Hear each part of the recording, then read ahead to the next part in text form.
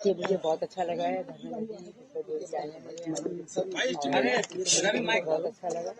और मैं तो सिर्फ और सिर्फ हिसार का विकास चाहती हूँ। तो हिसार के विकास के लिए मेरा हिसार बहुत सुंदर और विकसित शहर बने, उसके लिए मैं समर्थन देती हूँ। समर्थन देती हैं आप? बिल्कुल, मोदी जी की सरकार को समर्थन देती हूँ, क्योंकि मेरा हिसार बहुत सुंदर और पूरे सब लोग जाने हिसार को बहुत सुंदर बने। और अभी आपके सामने मेरी मां सावित्री जिंदल जी ने उनको कहा है कि उनका सिर्फ उद्देश्य एक ही है राजनीति में और चुनाव लड़ने का, कि वो चाहती हैं कि हिसार का बहुत विकास हो। हिसार में जो उनके सपने हैं, जो जिंदल साहब के सपने हैं, उन सपनों को वो पूरा करें। तो इसलिए उन्होंने चुनाव भी लड़ा और हिसार की जनता ने उन्हें बहुत आशीर्वाद दिया और हिसार की जनता ने ही उनका चुनाव लड़ा।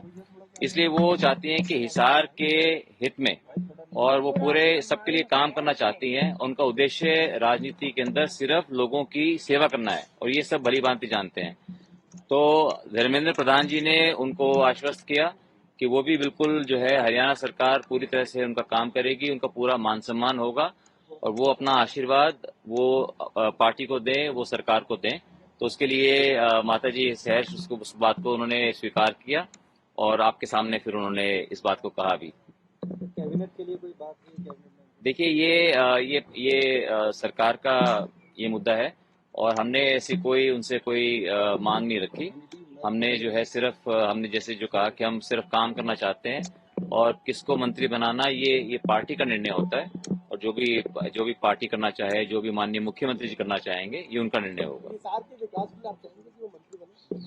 देखिए ये चाहना है, मेरा चाहने की बात नहीं है, ये बात आप उनसे पूछना। आप सर, कांग्रेस के लोग आज चुनाव आयोग जा रहे हैं, अपनी शिकायतें दर्ज कराएंगे, इस पर क्या कहना है सर आपका? देखिए वो शिकायतें दर्ज कराना उनका हक बनता है, तो वो उनको जैसा ठीक लगे वो कर सकते हैं। लेकिन हम सब जानते हैं इस बात को कि जहां पर चुनाव जीत रही है कांग्रेस, वहां पर उनको कोई तकलीफ नहीं है और जहां चुनाव हार रही है उनको अच्छा नहीं लग रहा कि चुनाव हार क्यों गए।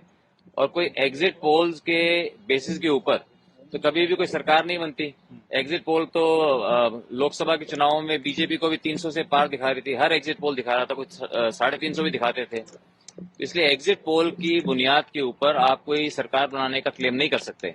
इसलिए मैं समझता हूं कि हरियाणा की जनता ने अपना आशीर्वाद, अपना विश्वास भारतीय जनता पार्टी में दिखाया है, नरेंद्र मोदी जी के नेतृत्व में दिखाया है और मुझे पूरा विश्वास है कि अगले 5 वर्षों के अंदर हरियाणा पूरे देश के अंदर सबसे अग्रिम राज्यों में होगा और पूरे देश के अंदर सबसे पहला राज्य होगा जो कि एक विकसित राज्य बनेगा। ईवीएम का बहाना कांग्रेस ने लगाया जी। तो देखिए ईवीएम का बहाना लगा करके और वो जो है इस चीज को करना चाहते हैं, लेकिन हम जानते हैं, हमें लगता है कि उससे कुछ आएगा नहीं। अगर कोई कमी होगी तो जरूर इलेक्शन कमीशन उसको देखेगा। हमसे जुड़े रहने के लिए हमारे YouTube चैनल को सब्सक्राइब करें और नई वीडियो की नोटिफिकेशन के लिए बेल आइकॉन को दबाएं।